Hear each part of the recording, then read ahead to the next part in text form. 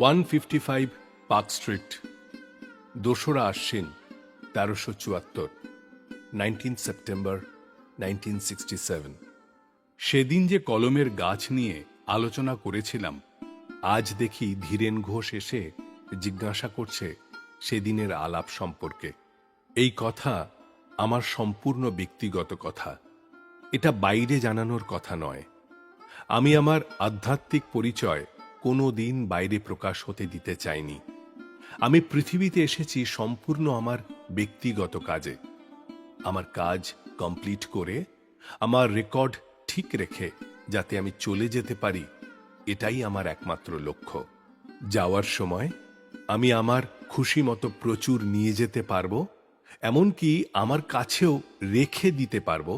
এই স্বাধীনতা ইউনিভার্স থেকে আমাকে দেওয়া আছে। এই স্বাধীনতা দেওয়া আছে বলেই যে আমি ব্যবহার করব তাও না। একমাত্র ব্যবহার করতে পারবো যদি আমি কারুর উপর সম্পূর্ণ খুশি থাকি। এখন আমি কঠিন আইনের মধ্য দিয়ে চলছি। নিজের সুবিধার জন্য আমি এতটুকু ক্ষমতা ব্যবহার করি না। এই জগতে আমার নামে চারিদিকে কত বদনাম, শিশু বয়স থেকে কত অপবাদ, অপমান, লাঞ্ছনার মধ্য দিয়ে আমাকে যেতে হয়েছে। তাতে আমার কিছু যায় আসে না। আমার যায় আসবে তখনই যদি আমার সুনামের জন্য আমি আমার ক্ষমতার অপব্যবহার করি। তাহলেই একমাত্র আমার রেকর্ডে স্পট পড়বে। সামান্য 70-80 বছরের মোহে পড়ে আমি আমার অনন্ত বছরের এত সুন্দর রেকর্ড নষ্ট হতে দিতে পারি না। তাতে তোমরা যদি আমাকে ভুল বোঝো, আমার কিছু করার নেই। আজ ভুল বুঝলেও যেদিন এখান থেকে চলে যাবে, সেদিন বুঝতে পারবে আমি কি উদ্দেশ্য নিয়ে কাজ করে গেছি। এই যে সেদিন দ্বিজেন চক্রবর্তী মারা গেল, কবে যেন মারা গেল? কুসুমদি, 16 তারিখ। হ্যাঁ, আমি শ্মশানে গেছিলাম। ওর ছেলে মরণাপন্ন ছিল, আমার কাছে কৃষ্ণনগরে গিয়েছিল। আমি বাঁচিয়ে দিয়েছিলাম। সেই ছেলে এমএসসি পাশ করেছে। দ্বিজেন রোজ এসে আমাকে গান শোনাতো। কুসুমদি খুব ভালো গান করত, ওর বাবাও গান গাইত। যদি এখন দ্বিজেন এসে তোমাদের সামনে দাঁড়ায়, তাহলে ও বলবে এতদিন ও ঠাকুরকে যা বুঝেছিল, ঠাকুর যে তার থেকে কতখানি বড় তা এখনও বুঝতে পারছে। আমি তো ওই জগতের কথা বিশেষ বলি না। এখানকার সামাজিক পরিবেশের ও তোমাদের কাজকর্মের চাপে ওই দিকটা এক প্রকার ঢাকাই থাকে। কিন্তু প্রকৃতি থেকে বারবার অনুরোধ আসছে যাতে আমি ওই দিকটা নিয়েও একটু ভাবনা চিন্তা করি। ছোটবেলায় যখন হিমালয়ের দিকে একটু যাতায়াত ছিল, তখন কিছু কিছু কাজ করা হয়েছে। পাহাড়ে এখনো খুব বড় কিছু সাধক আছে, তারা আমার কাছে আসতে পারে না। আমি যে এসেছি, প্রকৃতি থেকে একটা নির্দিষ্ট মাত্রা ছেড়ে দেওয়া হয়েছে। ধরো 4 আনা। এই 4 আনা মাত্রার মধ্যে যারা আছে তারাই আমার সান্নিধ্যে আসতে পারবে। এর উঁচুতে যারা আছে তারা আসতে পারবে না। কালিদাস, আমাদের মাত্রা তাহলে 4 আনা? 4 আনাটা কথার কথা বললাম, বুঝাবার সুবিধার জন্য। এখন এই 4 আনা মাত্রার ওপরে যারা আছে তারা আমাকে বুঝতে পারছে, কিন্তু আমার কাছে তোমাদের মতো আসতে পারছে না। যেহেতু প্রকৃতির আইনে বলা আছে আমি যতদিন দেহ নিয়ে এই পৃথিবীতে থাকব, ততদিন 4 আনা মাত্রার ওপরে কেউ আমার সান্নিধ্যে আসতে পারবে না। এই যে লোকনাথ ব্রহ্মচারী অশ্বিনীকে অর্ধমন্ত্র দীক্ষা দিয়েছিল, এটা আর কিছু না। কারণ লোকনাথ ও ত্রৈলঙ্গ বুঝতে পেরেছিল যে একজন পূর্ণ ক্ষমতার অধিকারী মহান এই পৃথিবীর বুকে আসছেন। তারা যে মাত্রায় আছে সেটা তোমাদের থেকে অনেক উঁচুতে হওয়ার জন্য তারা আমার কাছে আসতে পারবে না। তাই অশ্বিনীর মাধ্যমে একটা যোগাযোগ রাখল। অশ্বিনী দেহত্যাগের পরে আমার সাথে স্বামীবাগ বাড়িতে দেখা করে বলল যে লোকনাথ বাবা ও দাদু এসেছিল, তোমাকে প্রণাম জানিয়েছে। যেহেতু ত্রৈলঙ্গ লোকনাথের গুরু ছিল, তাই অশ্বিনী ত্রৈলঙ্গকে দাদু বলে ডাকত। ওই সময় রবি ঘোষ ও মোহাম্মদ আলী আমার সামনে দাঁড়িয়েছিল। ওরাও শুনেছে কথা। আমি ঠিক করে এসেছি যে এই 4 আনা মাত্রার বাইরে তাকাবো না। তাই এই সামাজিক পরিবেশে কোর্ট কাছারি কেস, তোমাদের মান অভিমান সব সহ্য করে চলেছি। তাহলে এই উঁচু মাত্রার যারা আছে, যারা আমাকে অনেকটা বুঝতে পারছে, তাদের আরো উন্নতির কি ব্যবস্থা করা যায়, এই চিন্তা থেকেই হয়তো কলমের গাছের চিন্তা এসেছে। যিনি ভগবান হয়ে পূর্ণ ক্ষমতা নিয়ে আসেন, তিনি এই বিশ্ব বিরাটের প্রতীক। বিরাট নিয়েই তার সব লীলা খেলা ও কর্ম। এই বিশাল বিশ্ব ব্রহ্মাণ্ডের একমাত্র ভাগ্যনিয়ন্তা তাকেই বলা চলে। সব স্থান ও কাল জুড়ে তার অবস্থান। তাই কোনো নির্দিষ্ট গণ্ডির মধ্যে তিনি নেই, তিনি সর্বত্র বিরাজমান। এই পৃথিবীতে আবির্ভূত হতে হলে ওনাকে এক গণ্ডির ভিতর আসতে হয়। সমাজ ও পরিবেশের তারতম্য অনুযায়ী ওনাকে চলতে হয় এবং নিজেকে খাপ খাইয়ে নিতে হয়। যেমন শীতের দেশ দার্জিলিংয়ে শীত বস্ত্রের দরকার, ওনাকেও তাই সেখানে শীত বস্ত্র পরিধান করতে হয়। বিশ্ব প্রকৃতির সমস্ত বিধানই ওনার পরিচালনাধীন। আইন যিনি করেন, তাঁরও যে সেই আইন অনুসারে চলতে হয়। বিরাটকে যিনি পরিচালিত করেন, তাঁরই আয়ত্তাধীনে যখন সবকিছু চলে, তখন প্রশ্ন আসতে পারে, তাঁর এই পৃথিবীতে আবির্ভাবের দরকার কি? বিরাটেরই তো অতি সামান্যতম অংশই পৃথিবী। জন্মসিদ্ধ যিনি, তিনি আসেন বিরাটের কাজের জন্য। সাধারণত মানুষের যা আয়ু, ততটুকু সময়ই তিনি এই পৃথিবীতে অবস্থান করে কাজ করে যান। এই সামান্য সময় 60, 70, 80 বৎসর কাজের তুলনায় অতি কম সময়। এই সময়ের মধ্যে যতটা বেশি করা যায়, ততটুকু কাজ তিনি করে যান। ধরা যাক 40 লক্ষ শিষ্য করলেন। তাদের কাজ দিয়ে তাদের কাজের সুযোগ সুবিধা করে দেন, যাতে তারা বিরাটের কার্যের উপযোগী হয়ে বিরাটের কাজ করে যেতে পারে। তিনি বিরাট, স্বয়ং ভগবান, সম্পূর্ণ নিজের খুশিতে নরদেহে আবির্ভূত হয়েছেন। তিনি দীক্ষা দিলেই আর জন্ম মৃত্যুর ছকের মধ্যে পড়তে হয় না। তার মানে এই নয় যে তার ভক্ত শিষ্যদের কাজ শেষ হয়ে যায়। এই পৃথিবী তো একটা স্টেজ মাত্র।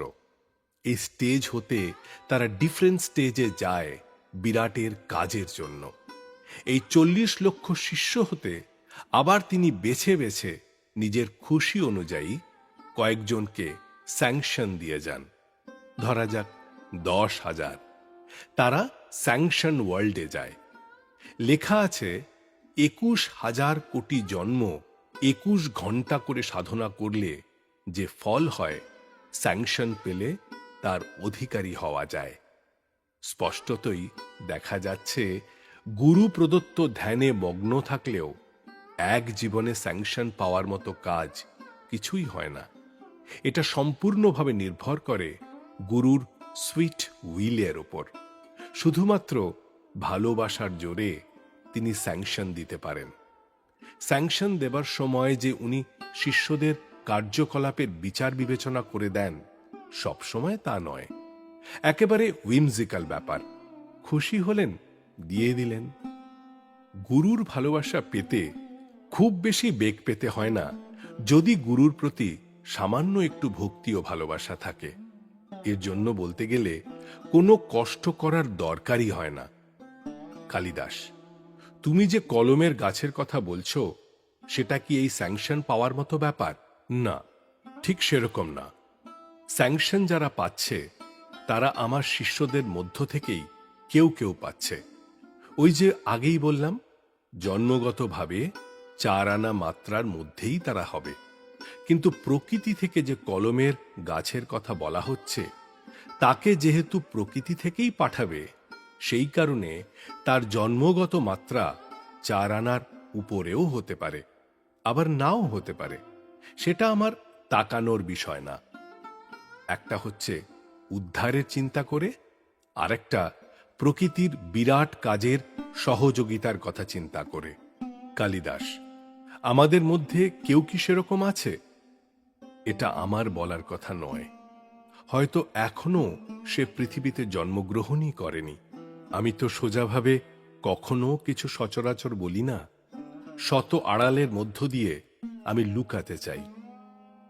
এই পৃথিবীটা একটা হাটের মতো, যেখানে সব রকম মানুষের আনাগোনা হয়। হাটে গরিবও যায়, বড়লোকও যায়। হাটে সবার সাথে সবার দেখা সাক্ষাৎ হয়। রাজাও অনেক সময় শখ করে হাট দেখতে আসে, তখন অনেকের সাথে রাজার দেখা হতে পারে। হাট থেকে ফেরার সময় রাজা ইচ্ছা করলে কোনো গরিব লোককে তার সাথে নিয়েও যেতে পারে। তার রাজবাড়িতে কোনো কাজ দিয়ে তাকে চিরকালের জন্য রেখেও দিতে পারে। আগের দিন পর্যন্ত যে না খেয়েছিল, দেখা গেল হাটে রাজার সাথে দেখা হওয়ায় সে এখন রাজবাড়িতে বিশাল প্রাচুর্যের মধ্যে আছে। কখন যে কি হয় কিছুই বলা যায় না। হাটে গিয়ে আমার তো জানানোর প্রয়োজন নেই আমি কে বা কোথা থেকে এসেছি, তবে কেউ যদি আমার চলন বলন দেখে বুঝে নেয় আমাকে, তাহলে সেটা তার ব্যক্তিগত ব্যাপার। আমি তো তাকে বুঝাতে চাইছি না। রাজা যে কাউকে নিয়ে গিয়ে তার বাড়িতে রেখে দিল, এটা করতে রাজা বাধ্য নয়। এটা সে তার নিজের খেয়াল খুশি মতো করল। সেটা তার সম্পূর্ণ নিজের খুশিতে, সেখানে কোনো বাধ্যবাধকতা নেই। এটা না করলেও রাজাকে কারুর কাছে জবাবদিহি করতে হতো না।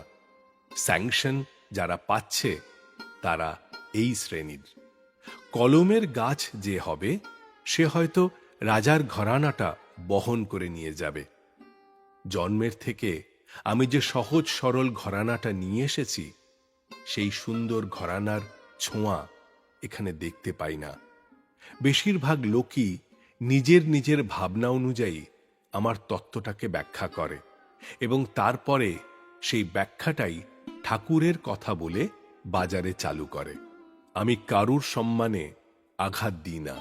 বলু বিশুর কেসের সময় রায়ের কোয়ার্টারে অচল সেনকে বলেছিলাম, আমার হাতে কিছু নেই, তোমরা যা পারো করো, আমি আমার জন্য কিছু করতে পারবো না। এই কথাতে অচল সেনের ওখানে নাকি আলোচনা হয়েছে যে ঠাকুর যখন অচল সেনের থেকে সাহায্য চেয়েছে, তখন অচল সেন কত বড় মহাপুরুষ। আমি তো ঠিক সেই অর্থে কথাটা বলিনি।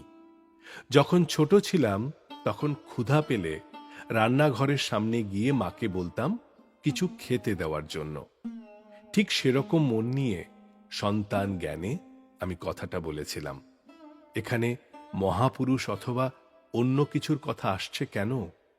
আমি যেভাবে সহজ সরল মন নিয়ে তোমাদের সাথে মিশি, তাতে তো আমাকে বুঝতে কোনো অসুবিধা হওয়ার কথা নয়।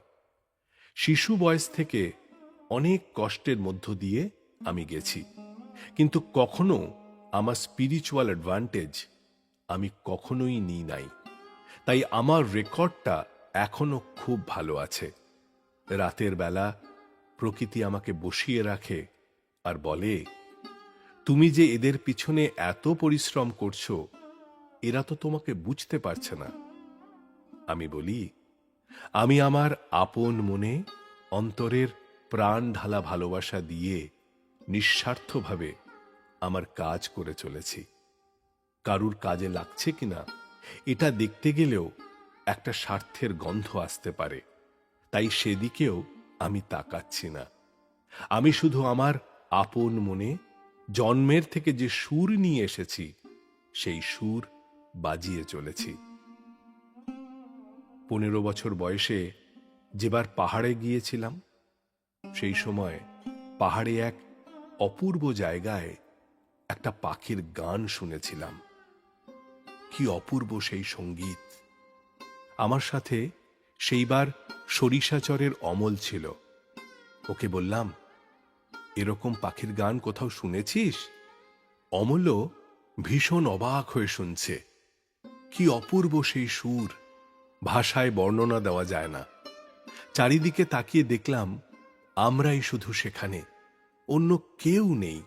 সেই পাখি যখন গান গাইছিল, কেউ তার গান শুনছে কিনা এই ভেবে কি সে সুর দিচ্ছিল?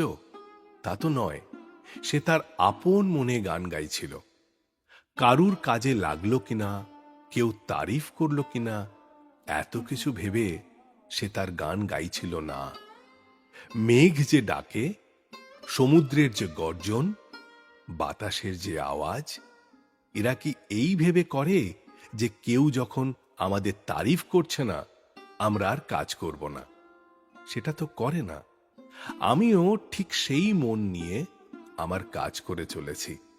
তবে আমার এই মনটাকে ধরে রাখার জন্যই হয়তো প্রকৃতির থেকে এই কলমের গাছ পাঠানোর চিন্তা করা হয়েছে। পাহাড়ে গিয়ে দেখেছি এখনো কিছু বড় বড় সাধক আছে, সাধনা করে চলেছে।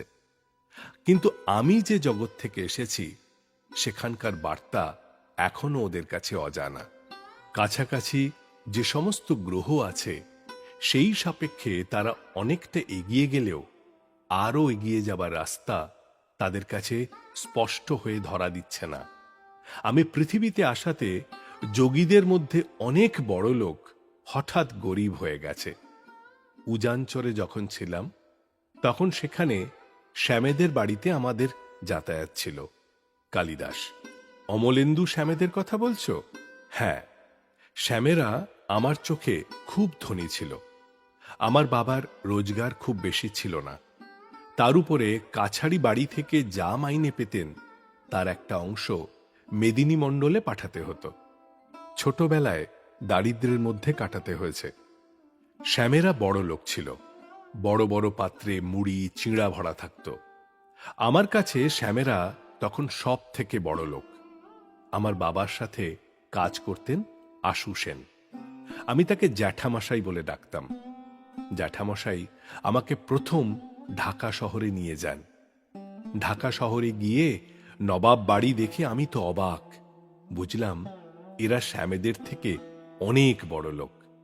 এই বাড়ির অনেক সাধারণ কর্মচারীর অর্থের পরিমাণই শ্যামেদের থেকে বেশি। সেই মুহূর্তে বুঝতে পারলাম যাদের আমি সবচেয়ে ধনী লোক ভেবেছিলাম তাদের চেয়েও অনেক ধনী রয়েছে। ঠিক সেরকম কাছাকাছি গ্রহদের সাপেক্ষে যে সমস্ত যোগীরা খুবই বড় লোক ছিল, আমার পৃথিবীতে আসাতে এমন এক জগতের বার্তা এসে পৌঁছেছে, তার ফলে সেই সমস্ত যোগীরা মুহূর্তে খুব গরিব হয়ে গেছে। ক্লাস 2 এর তুলনায় ক্লাস 10 অনেক বড়, কিন্তু সেই ক্লাস 10 আবার মাস্টার ডিগ্রি যে করেছে তার তুলনায় কিছুই না। যারা এতদিন ক্লাস 10 থেকে শান্তিতে ছিল তাদের সামনে হঠাৎ ডক্টরেট করা কেউ এসে হাজির হলে যেমন অবস্থা হয় সেরকম একটা অবস্থা হয়েছে। আমি যে জগৎ থেকে এসেছি সেই মাত্রায় স্যাংশন যারা পেয়েছে তাদের পৌঁছাতেই যে কতদিন লাগবে তার ঠিক নেই। তাই এই কলমের গাছের চিন্তা এসেছে, যাতে অল্প সময়ের মধ্যে খুব তাড়াতাড়ি অনেক দিনের কাজ সম্পন্ন করা যায়। আগে গরুর গাড়িতে করে ঘোড়ায় চেপে দিল্লি যেত। কত সময় লাগতো ভাবতো, মাসখানেক বা তার বেশি হয়তো লাগতো। এখন ট্রেনে সেখানে দিল্লি যেতে প্রায় 21-22 ঘন্টা লাগে। আবার প্লেনে 2.5-3 ঘন্টাতেই পৌঁছে যেতে পারে। আমি তো 4 আনার আইনে পড়ে আটকে আছি, তাই বড় বড় যোগীদের কথা ভাবতেই পারছি না। কলমের গাছ হয়ে যিনি আসবেন তিনি তাদেরকে পথ দেখাবেন। তাদের আকুল প্রার্থনাতেই হয়তো কলমের গাছ জন্ম নেবে। আমি তাকে আড়াল করে রাখব, আমার মনের মতো করে তৈরি করব। এখানে ছাত্র পড়ানোর মাস্টার অনেকেই দেখেছে, কিন্তু মাস্টারদের পড়াতে পারে এমন মাস্টার কেউ দেখেনি। বড় বড় যোগীরা যারা দেবতুল্য হয়ে গেছে তারা ওর পায়ে পড়ে থাকবে। ওর একটা ইচ্ছাতে ওদের অনেক রাস্তা খুলে যাবে। পাহাড়ের বেশিরভাগ সাধকই তাদের নিজ নিজ গুরুকে সারপাস করে গেছে। এখন তাদের পথ দেখাবার কেউ নেই। তোমাকে ক্লাস 2তে যিনি পড়িয়েছেন তিনি হয়তো 10 অবধি পড়েছেন, তার পক্ষে ক্লাস 2 পড়িয়ে দেওয়া সম্ভব হয়েছিল। কিন্তু তুমি নিজে যখন বিএ পড়বে তখন তার পক্ষে তোমাকে পড়ানো আর সম্ভব হবে না। তখন আরো উঁচুতে পড়া মাস্টার চাই। অনেক যোগীরও আজ সেই অবস্থা। তাদের পথ নির্দেশ করবার জন্যেই হয়তো এই কলমের গাছের চিন্তা। চাঁদের যেমন নিজস্ব আলো নেই, সূর্যের আলোতে চাঁদ আলোকিত, ঠিক সেরকম যে আসবে কলমের গাছ হয়ে, তারও নিজস্বতা বলে কিছু থাকবে না। আমার শক্তিটাই ওর মধ্যে রিফ্লেক্টেড হবে। যে কোনো স্টেজেরই হোক না কেন, যত উঁচুতেই কোনো যোগী থাকুক না কেন, সব স্টেজের উপরেও মাস্টারি করতে পারবে। কালিদাস, আমরা তাকে চিনতে বা জানতে পারবো না। তোমাদের চেনা দেওয়ার উদ্দেশ্য নিয়ে তো সে আসছে না। যারা চেনার তারা ঠিকই তাকে চিনে নেবে। তোমরা ওকে নিয়ে কি ভাবলে সেটা বড় কথা নয়। আসল কথা হলো, যারা খুব উঁচু স্টেজে চলে গেছে তারা ওকে কাছে পাবার জন্য পাগল হয়ে যাবে। ছোটবেলায় পৈতার পরে যেবার পাহাড়ে গেলাম, তখন একটা অঞ্চলে গিয়েছিলাম। ওখানে বাইরের লোক কাউকে ঢুকতে দেওয়া হয় না।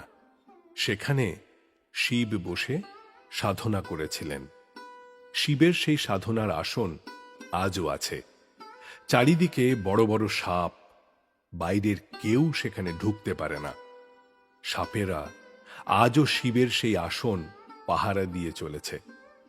সেই জায়গা থেকে একটু দূরে বড় বড় কিছু সাধক এখনো সাধনা করে চলেছে। আমি ঘুরতে ঘুরতে সেই জায়গায় এসে পড়েছিলাম। ওখানে যোগীদের মধ্যে এই প্রবাদ চালু আছে যে শিবের সেই ফাঁকা আসনে যে বসে সাধনা করবে তাকেই তারা শিবতুল্য বলে মেনে নেবে। সেই ছোট বয়সে ওই আসনের সামনে দাঁড়িয়ে আমার সেদিন এই কথা মনে হয়েছিল যে আমার কোনো সন্তান একদিন এই আসনে বসবে। আমার সেদিন দু চোখ জলে ভরে গিয়েছিল। চোখ মুছে তাকাতেই দেখি কিছুটা দূরে শিব দাঁড়িয়ে আছেন হাত জোড় করে। ওনারও দু চোখে জল। ছোট বয়সের সেই চিন্তা কিছুদিন হলো ঘুরে ঘুরে আসছে। সেরকম কাউকে তৈরি করতে পারলে পাহাড়ের সাধকদের খুব উপকার হয়, বিশেষ উপকার হয়। অনেক দূরের পথ তারা খুব তাড়াতাড়ি অতিক্রম করতে পারবে। আমি তো 4 আনার আইনে আটকে পড়েছি বলে ওই স্তরের যোগীরা আমার কাছে আসতে পারছে না। কিন্তু আমার সেই সন্তানের কাছে আসতে তাদের কোনো আইনে আটকাবে না। এই সময় বাড়ির ফোন বেজে ওঠে। ফরওয়ার্ড ব্লকের অমর চক্রবর্তী ফোন করে জানিয়েছে যে যুক্তফ্রন্টের মুখ্যমন্ত্রী অজয় মুখোপাধ্যায় আগামীকাল গুরুদেবের সাথে দেখা করতে চাইছেন। গুরুদেব অমর চক্রবর্তীকে সম্মতি জানাতে বললেন এবং অজিত ভট্টাচার্যকে ডেকে পাঠালেন। যে বিষয়ে আলোচনা করছিলেন সেই বিষয়ে পরে আলোচনা করবেন এই কথা বলে গুরুদেব এটা জানালেন যে এই আলাপ যেন নিজেদের মধ্যেই ঘরোয়াভাবে থাকে। রাম নারায়ণ রাম।